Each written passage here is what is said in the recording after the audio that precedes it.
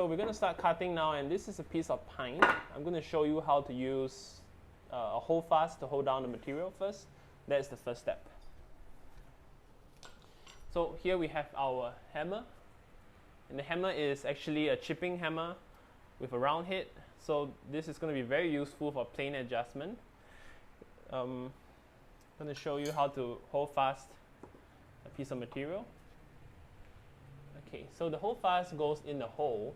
It's going to be really easy. I don't think you guys even need a video for this, but for clarification, you're going to just slop it on like that and give it a tap right in front of the line. Okay, and that should hold down your work very, very tightly. Okay, so the holdfast is really an ancient holding device. It's been around for probably thousands of years, right? Okay, and it's going to hold down very tightly. If you do need a bit more rigidity, then you could use a second one and hold it down at the other end of the board, and that's going to give you a lot more strength. Okay, if you find this is a bit too noisy for home, right, just turn your hammer around and use the butt of your hammer, and that should get you the tightness that you need without making too much noise. Next up is sawing. I'm going to show you guys how to saw accurately with the backsaw. Okay, so I'm going to show you guys how to saw a basic bit of sawing here. You're going to be using a backsaw like this. And the backsaw is one of the most versatile saws. There are many different kinds of hand saws you can have at home, but this is the one that would allow you to do most of the work. And we chose to give you this because you won't be doing any heavy ripping at home. Mostly you'll be doing joinery work. So the backsaw is the most versatile piece that you can have as a first saw. It is a 12-inch saw, so it is a bit large for what you need at home. However, you never know, you might need to cut something a bit bigger with it. So the backsaw has a backing like this, and that's why it's called backsaw. And it's going to give you a lot more rigidity so that you can have straighter cuts and more control over the direction of the movement. So we're going to figure out how to clamp this on the edge of the board first. So this is one of the holdfasts here being used as a peg. So you just peg it in like that, and now the wood rests on top. Okay, and sun is a bit an odd angle here, so it might be a bit difficult for you guys to see. And then you put the other holdfast into another hole, and then with your hammer you can now pack that in, and then that should be pretty solid, held on to the edge here. Okay. Now we're gonna go grab our square. So draw a line. So we're gonna try and cut a little wedge shape out just to show you the material that could be removed. And I'm just going to scribe out the cut here. You always want to be cutting inside of the line, outside of the line, right? Which by that what I mean is that when you're done cutting, you will still see the pencil line. If you remove the pencil line, then you can't actually tell how much you have overcut by. So that's a key thing about marking. Okay, so you can see this is a back saw, and it's also a push saw. So the push saw is going to give you a cut on the front. The teeth are facing forward, so you cut when you're pushing, like that, okay, and not on the pull stroke. However, on the pull stroke, you will find yourself getting a lot more accuracy, so that's going to be much easier for you to start the cut. So for that purpose, I'm going to start somewhere just about a third of the way from the butt, from the heel of the saw, and I'm going to very lightly try and pull this across. Oh, sorry, my wood is coming loose. I'm not doing this correctly. Okay, so let me just readjust that a bit here.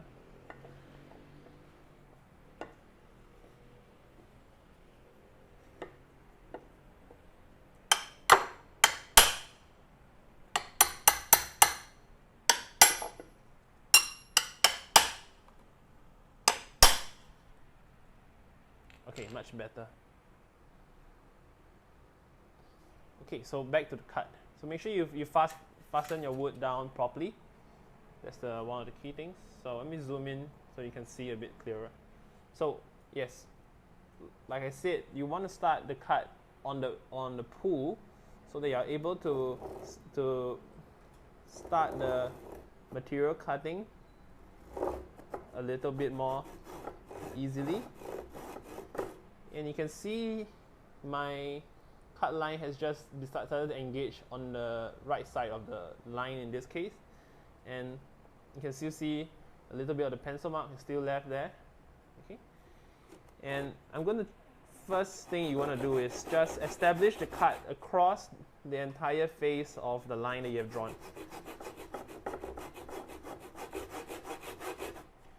Because the teeth are rather large on this saw, you're going to have to raise up your saw a bit. You're going to have to just break the weight off. You don't want to be digging into the material too much.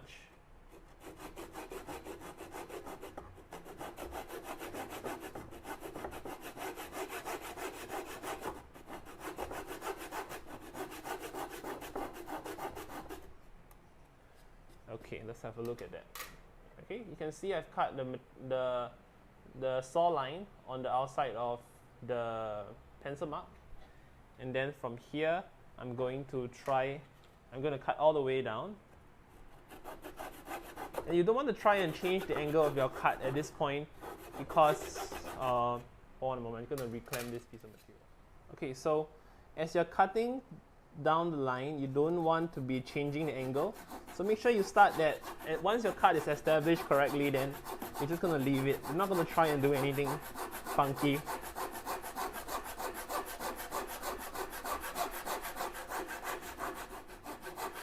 Okay, I'm sighting it down as I'm approaching the line, making sure not to put too much weight on the cut so that I don't jam up the saw. You can see my motion is always very fluid, as if I'm not doing anything at all. Okay, let the saw do the work. Don't try and rush it by applying pressure.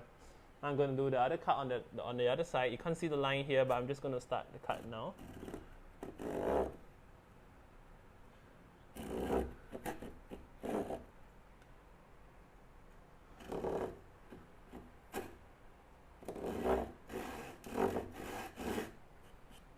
Okay, established the cut here.